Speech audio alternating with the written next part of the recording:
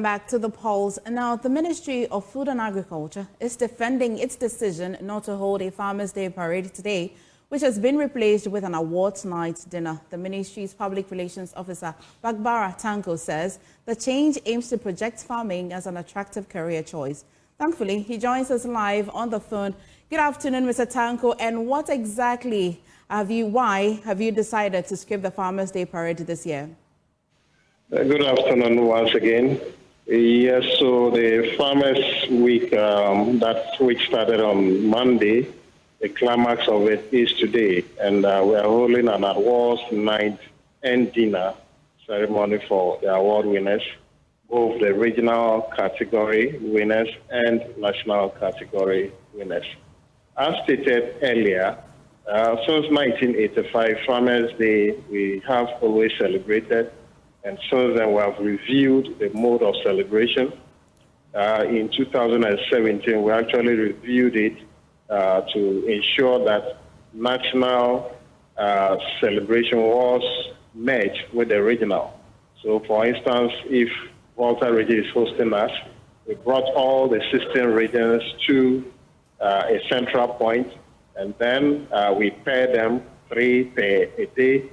And that gave them opportunity to exhibit their agricultural produce, also exhibit some form of culture.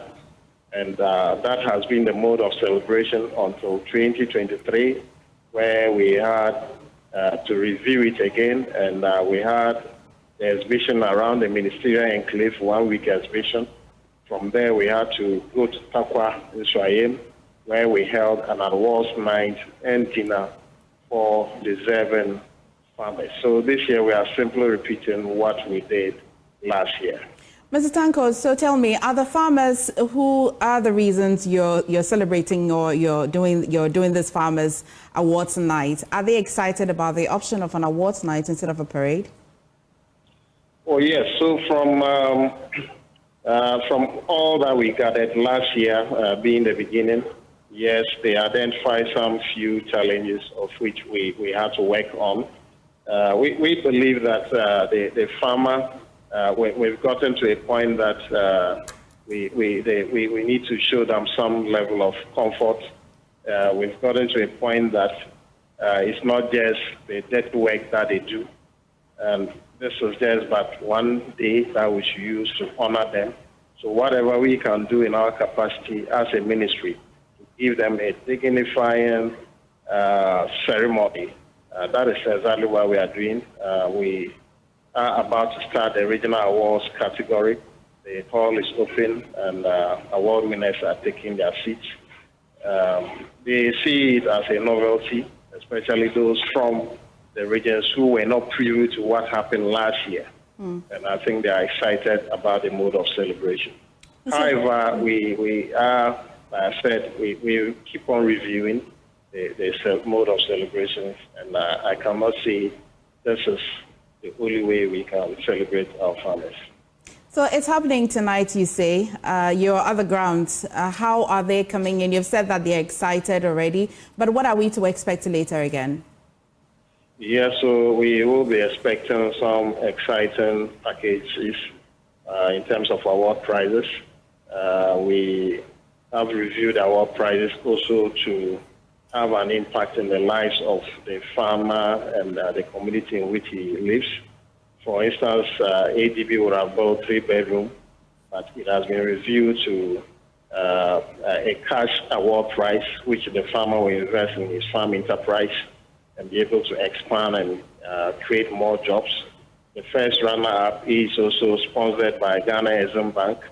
A high horsepower 4-wheel tractor and its accessories is available. The farmer will use it after working on his farm. Will be able to work on other farms in his community.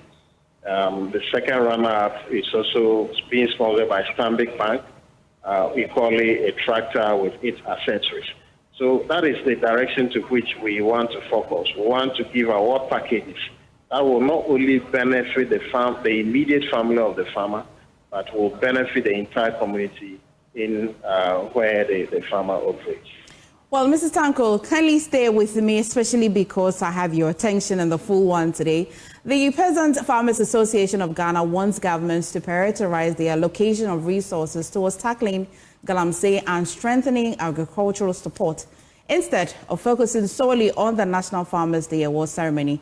The association's president, Wepea Awal Aduguwala, just joined us and would like to hear your concerns first. I've got the PRO here, and your concerns will go straight to his ears. What are your concerns, sir? Okay. Good evening to your listeners, and good evening to the PRO on the other side. Yeah, we also want to join in congratulating the award winners for the hard work farmers who are good in the country. Want to congratulate them on the number of them are always part of this program. They belong to present country. So as we congratulate farmers, like practice, we want people straight action being taken by government to sustain the foundation of it. Mr. Wepea, unfortunately, we can barely hear you. If you can speak up, and then we'll try again. Okay, hello? Yes, this is perfect. Yes, thank you. Can you hear me now? Yes, thank you. Yes. I took the opportunity to congratulate the award winners first, and I even indicated that some of the award winners at the district and regional level are our members. So we are congratulating them because they are used to make Ghana become sufficient food production. And as for statement, as clearly indicated, we want government to tackle the very things that are shaking the foundation of agriculture. You mentioned the issue of galamsey. So as we are celebrating Farmers' Day, to award farmers to motivate them to produce more food. Our farmlands are being destroyed. Our water bodies are being destroyed.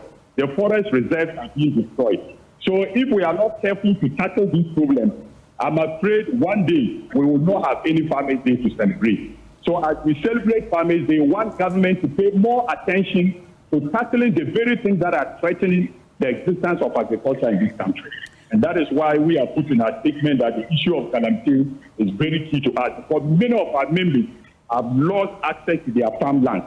Galamsey people have taken over the farmland. Just last 2 weeks, I was in Shama district. We have rice farmers there. The rivers have been polluted to the extent that these farmers have to transport water and pay for the water to send it to the rice farm. The question is, how much can you cultivate? They used to cultivate 2 times in a year. Now they are doing once a year because the rivers are polluted and they cannot have access to water to irrigate their farms. So as we are celebrating Farmers' Day, we shouldn't forget that there are myriad of problems that are still affecting agriculture, which is affecting the productivity in this country. And that is why one government to also pay more attention to these areas. Thank you so much, Mr. Aduguwala. Mr. Tanko, thank you for staying. Just maybe we'll hear some reaction on the concerns of the Peasants Farmers Associations. You have just heard them. Yes, so my regards to the leadership of Peasant Farmers Association.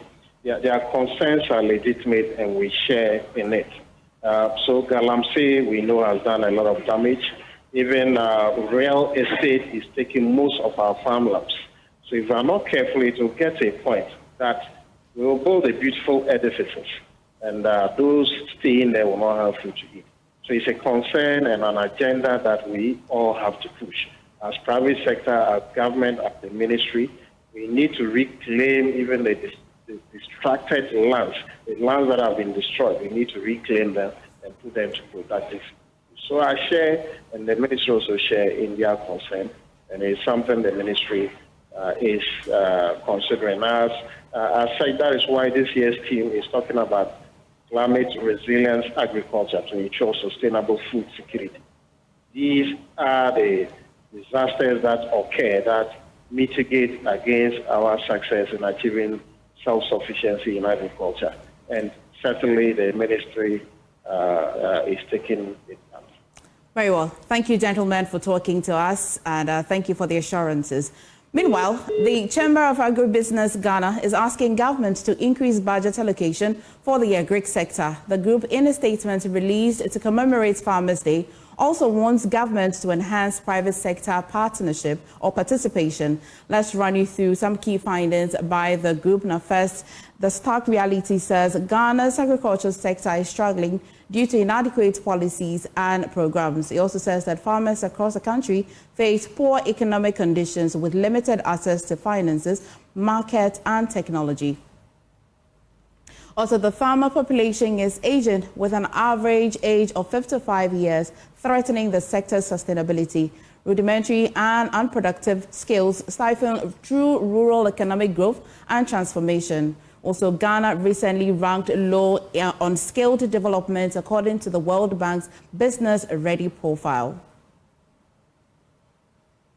Here are some of the key challenges that they have been highlighting. They say that low productivity and efficiency, 2, limited access to finance and credit facilities. Also says inadequate infrastructure, that's road, storage, and irrigation. Says that high post-harvest losses, limited value addition and processing, poor market access and pricing.